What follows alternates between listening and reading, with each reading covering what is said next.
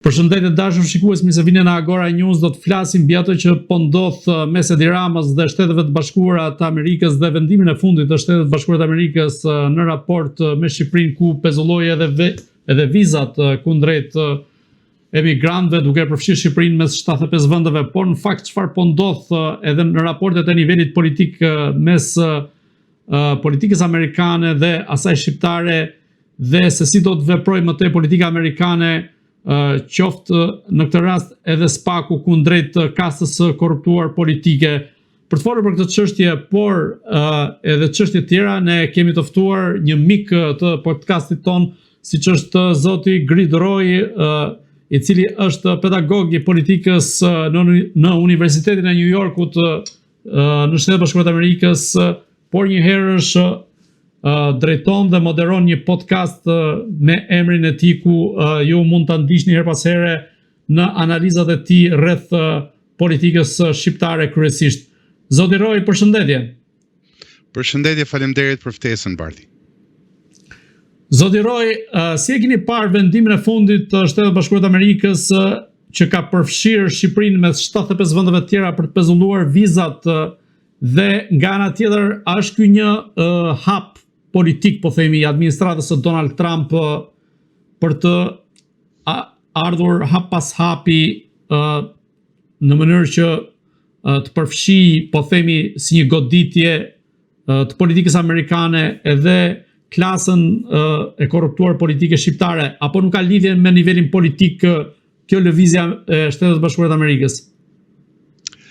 Shikoni, lëvizja nuk është bërë thjesht për Shqipërinë, po të ishte bërë për Shqipërinë do të ishte një mesazh i drejtë për drejtë ndaj Shqipërisë. Por fakti që Shqipëria është bashkë me Kosovën mjerisht, është përfshirë në listën e 75 vendeve, të cilat konsiderohen si të parëndësishme ose si bote tretë, si vende të varfra që nuk i japin kontribut ekonomisë amerikane. Përkundrazi, emigrantët që vinë prej andej konsiderohen si marrës të ndihmave, ndërsa nuk është as pak realiteti i shumicës shqiptarëve këtej ajo punë.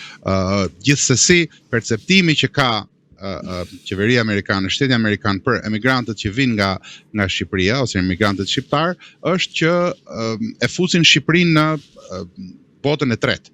Duke qenë ky perceptim, atëherë ka dy gjëra. Pra kjo na tregon dy gjëra.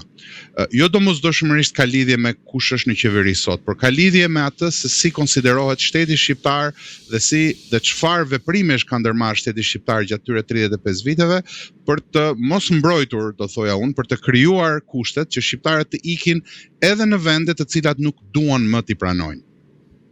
Pra, kjo është një fajsim i jashtëzakonshëm i atyre që kanë drejtuar.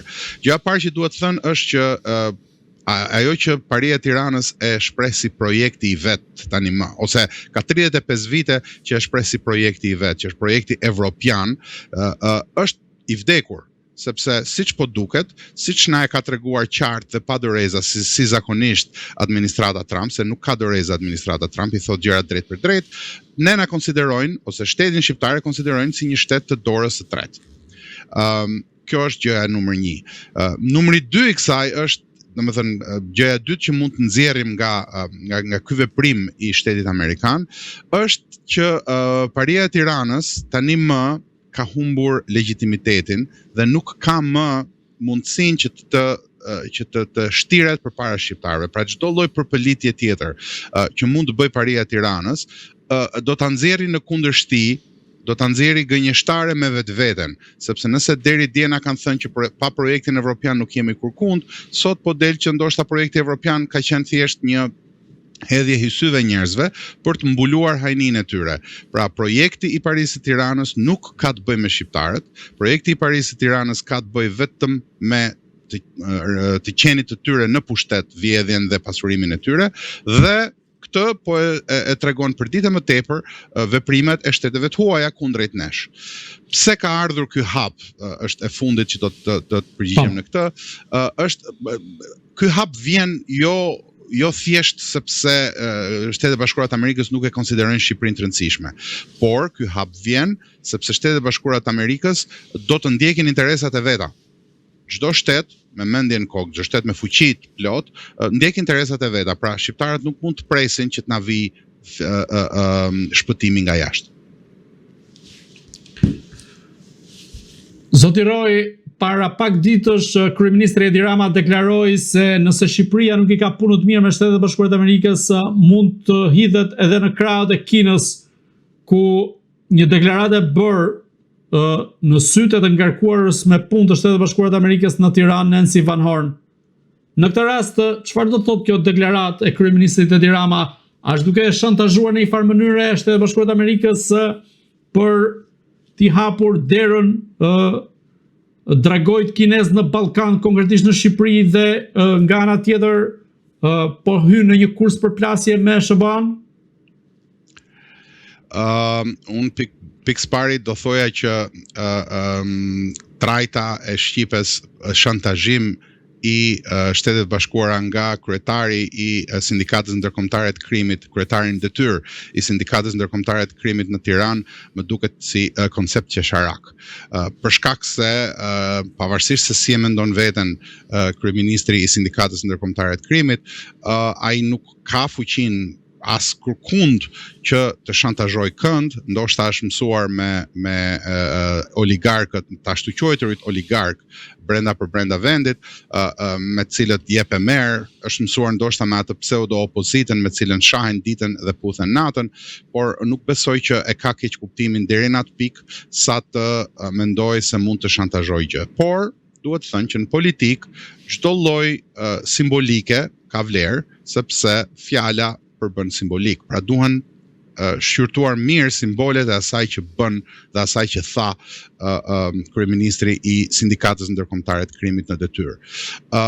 Sigurisht që ka rëndësi fakti që e vendosi në siklet zonjën Van Horn, sepse e vuri përbri një akuzuare për korrupsion masiv, e cila me shumë gjas nuk I ka punët mirë me drejtësinë.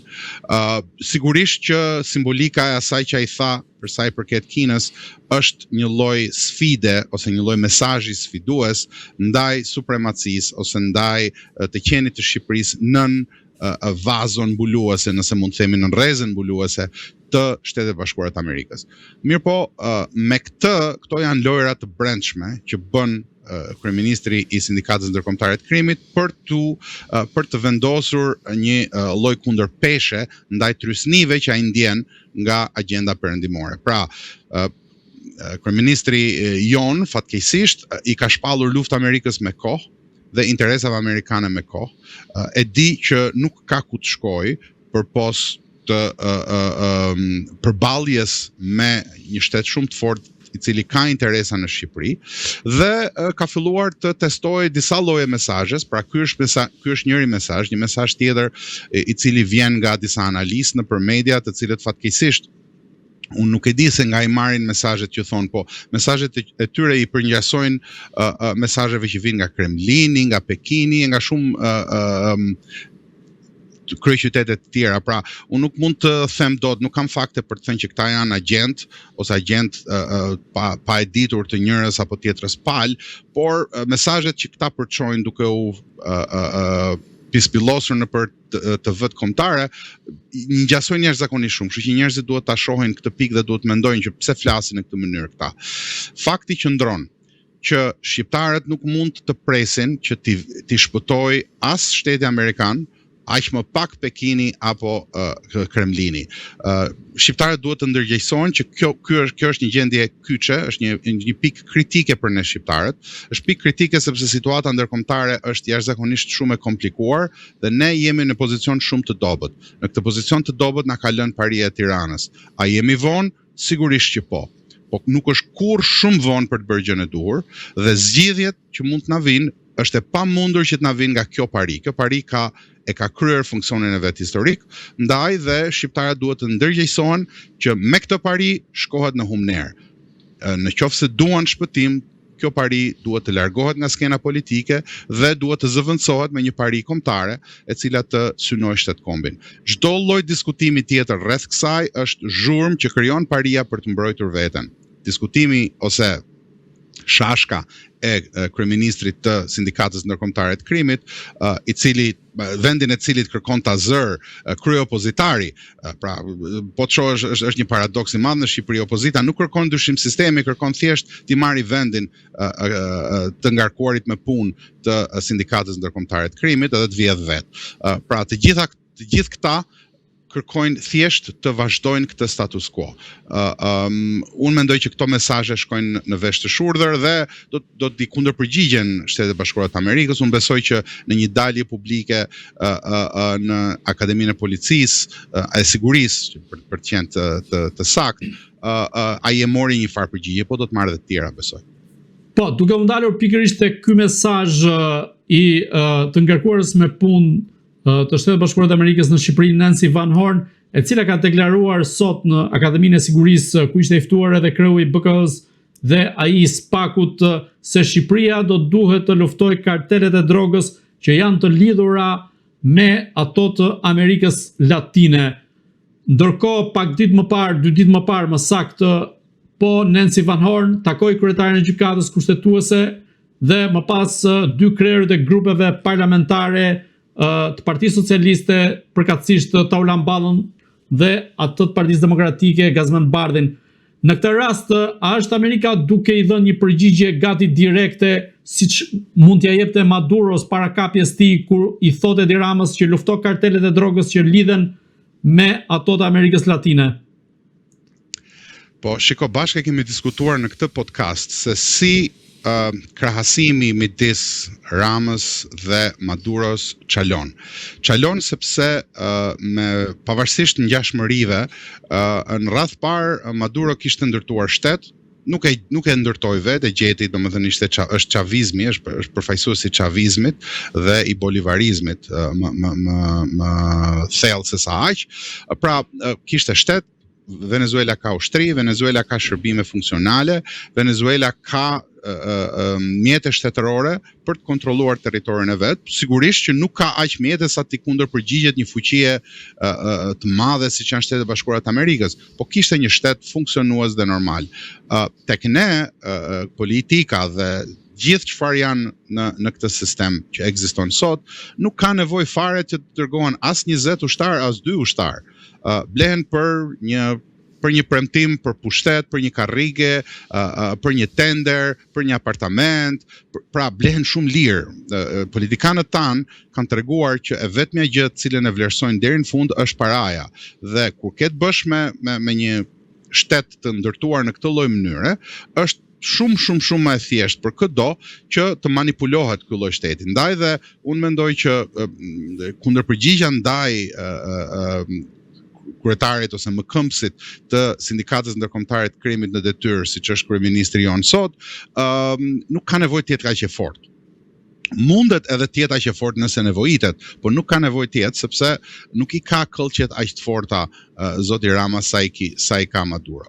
Megjithatë, unë nuk dua të jap përshtypjen e gabuar që paria është e dobësuar dhe nuk ka mjete. Paria ka shumë mjete, sepse kontrollon çdo lloj mjeti politik, e ka lënë tokën djerr për çdo lloj lëvizje të re, nuk ka vend për një lëvizje të re, kushdo që del është i kontrolluar disa fish me 10 mijëra fije prej tyre, çfarë do teatri politik të bëjnë në bulevard janë gjithë njerëz të kontrolluar.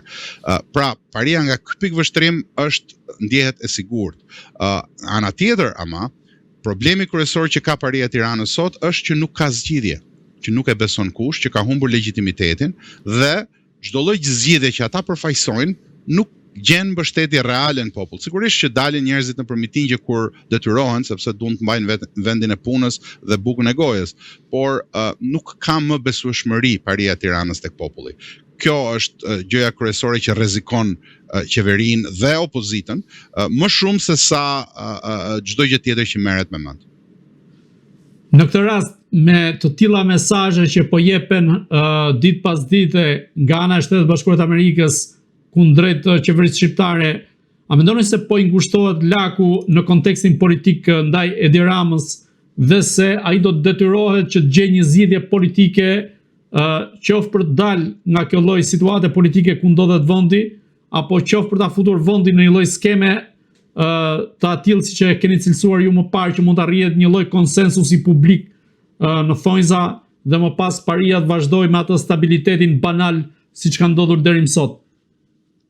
Sigurisht që paria këtë kërkon, sigurisht që kanë hedhur teza dhe kanë djegur 10 figura të cilat vinë, dalin nëpër televizor sepse ju lejohet, se askush nuk del pa ju lejuar, bëjnë prezantimin e tyre, anatemohen nga pjesa tjetër, shahen, mallkohen nga pjesa tjetër, krijohet kjo lloj dinamike, por unë mendoj që kjo është më shumë zhurmë për të mbajtur opinionin publik me syt andej këtej dhe për të mos e lënë opinionin publik që të përqendrohet aty ku është thelbi. Thelbi është dështimi i çdo lloj mënyre. Këta mund ta gjejnë formalisht një mënyrë, po do të dështojë edhe ajo mënyrë. Nuk ka qeveri teknike e cila të funksionojë nëse nuk ka vullnet politik për të ndryshuar sistemin. Nuk ka qeveri teknike që t'i funksionojë zoti Rama, në qoftë se ati ikën kontrolli i shtetit. Pa kontrollin e shtetit, zoti Rama është hiç. Zotin Rama do ta linin edhe bashkëpunëtorët më të ngushtë, të cilët i poshtron për ditë, dhe të cilët mezi presin ditën që t'i vejnë këmbën sipër, ashtu siç i ndodhi Sali Berishës, ashtu siç i ndodh çdo lloj udhëheqësi politik në Shqipëri, të cilët tani më e kanë thënë qartë, e kanë treguar qartë haptazi që nuk kanë pikën e fytyrës, pikën e ndjenjës kombëtare, pikën e asaj që do të ishte ndjesia për të ndërtuar shtet, ndërsia për të ndërtuar, për të shërbyer kombit dhe për të ndërtuar një shtet që t'i shërbej kombit. Në mungesë të kësaj, çdo gjë tjetër është lëvizje mekanike politike. Sigurisht që ka lëvizje mekanike që mund ta shpëtojnë për disa kohë, ka lëvizje mekanike edhe jashtë vendit me aleatët e tij, sepse ka shumë njerëz që e mbështesin ende kryeministrin në detyrë, i cili është më këmbës i sindikatës ndërkombëtare të krimit, por sigurisht që zgjedhjet që ai ka tani më janë më të ngushtuara. Tani, këtu dua ta ripërsëris edhe një herë në mënyrë tjetër ndoshta. Ngushtimi i lakut për shkak të tërësisë ndërkombëtare është njëra gjë dhe është reale. Mirë po, unë mendoj që ajo që do t'i shërbente më shumë Shqipërisë sot është që atij t'i ngushtohet laku për së brendshmi. Sepse shiheni, edhe në Bullgari shpallen zgjedhje të reja. Pra, duhet që të reagojnë shqiptarët kundrejt tij, sepse dy zgjedhje janë, ose zgjedhjen do t'na japin të gatshme, ose do ta përcaktojmë vetë. Duke i njohur karakterin e shqiptarëve, unë mendoj që duhet ta përcaktojmë vetë. Duke qëndruar tek pjesa e zgjedhjes, a mendoni se mund të shkohet drejt një skenari si ai i Maqedonisë Veriut në rastin e Gruevskit, ku më pas daljes përgjimeve shumë të rënda, Gruevski doli jashtë skenës politike dhe më pas ju desh edhe ta ratisej? Nuk mendoj që zoti Rama e ka këtë luks. Është kontekst tjetër, kushte të tjera ndërkombëtare, vullnet tjetër politik i fuqive të mëdha dhe tjetër lloj përplasje.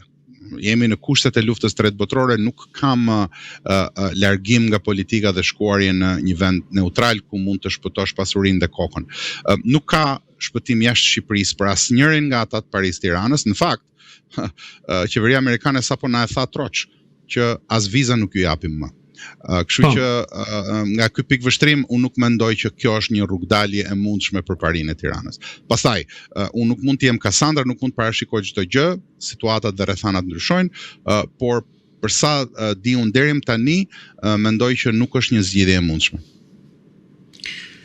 Nga ana tjetër, ditën e sotme gjykata e apelit ka lënë në fuqi masën e sekuestros 25 pasurive të luajshme dhe të paluajshme të dhëndrit të Sali Berishës, Jamar Maltezit dhe vajzës së tij Argita Berisha. A mendoni se SPAK do duhet të vijojë në këtë mënyrë edhe ndaj elementëve të tjerë të politikës për të sekuestruar dhe konfiskuar pasuritë politikanëve që i kanë vendosur ato përgjatë 35 viteve të fundit? Absolutisht pa dyshimin më të vogël. Çdo pasuri që është vjedhur shqiptarëve nuk duhet ta gëzojë askush brenda kufirit ligjor, sigurisht, pa thyer kufirin ligjor. Mirë po, kundërpërgjigja, një nga gjërat cilat kaloi si pa u ndjer, ishte ajo kundërpërgjigja e gjykatës kushtetuese ndaj sekuestrimit të telefonave. Ajo është një nga lëvizjet e forta të Paris-Tiranës, që prandaj thash më parë që Paria Tiranës ka ende dorën e fortë, ende ka shumë kontroll. Dhe ky kontroll i buron nga mbështetja që ka tek njerëzit ende. Ajo ligji, dalja e gjykatës kushtetuese, vendimi do të thoj, ajo ligji i gjykatës kushtetuese për telefoninë celulare, pavarësisht se u prezantua, u paraqit dhe u shfaq përpara shqiptarëve si një shfaqje garantizmi ligjor, pra të drejtat e njerëzve të tjerë, ju garantoj që në qoftë se do të ishte i pandehur bardhi apo gridi, askujt nuk do të i ngrohej apo ftohej koltuku për të drejtat e mia apo të tuat. Atyre ju është ngrohur apo ftohur koltuku sepse spaku ka guxuar dhe ka prekur në majet më të larta të Paris. Dhe andaj dhe ata janë të shqetësuar, andaj dhe para disa kohësh kryeministri në detyrë i Sindikatës Ndërkombëtare të Krimit tha mos guxoni të prekni telefonin tim. Telefonat e këtyre janë prova të gjalla të lidhjes së thellë të krimit organizuar me të gjitha palët. Për të dalë tek tema, se nuk dua që ta heq vëmendjen nga familja shumë entrepreneurial thuhet anglisht ose shumë sipërmarrëse e ish kryeministrit. Një pyetje do bëja unë, si ka mundësi, lista shumë e gjatë, unë e pash të publikuar listën, edhe nëse është e vërtet, nëse nuk ka shtesa, në shtypin shqiptar çfarë nuk ka, po nëse e marrin për të mirëqenë vërtetësinë e saj të plot, aty është një listë fort e gjatë. Dhe pyetja që duhet i bëjnë vetes shqiptarët është, ore si ka mundësi që familjarët e këtyre politikanëve të lartë janë kaq të aftë në biznes. Ta të gjithë kanë mbaruar të njëjtën shkollë.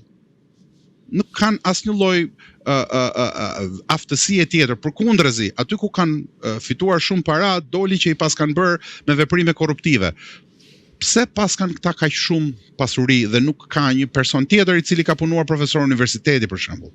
Çfarë ka më shumë Argita Berisha se sa një profesor tjetër i universitetit që ka dhënë drejtësinë? Çfarë ka më shumë zoti Maltezi se sa kanë shumë të tjerë që nuk kanë pasur vjerr ish kryeministrin?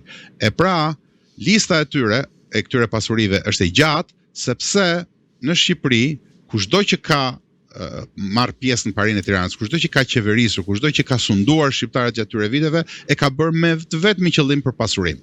Në fakt, duhet thënë që në krahasim me shumë të tjerë, lista nuk është aq e madhe sa pritej, po duhet parë se cilët janë të tretët, se Paria e Tiranës nuk i mban të gjitha në emrin e vet, ka të tretë, ka të katërt, dhe po të hyet shumë thellë, atëherë dalim në ca llogarira jashtë Shqipërisë, të cilat janë të vërteta shumë të pakëndshme për shumë kënd.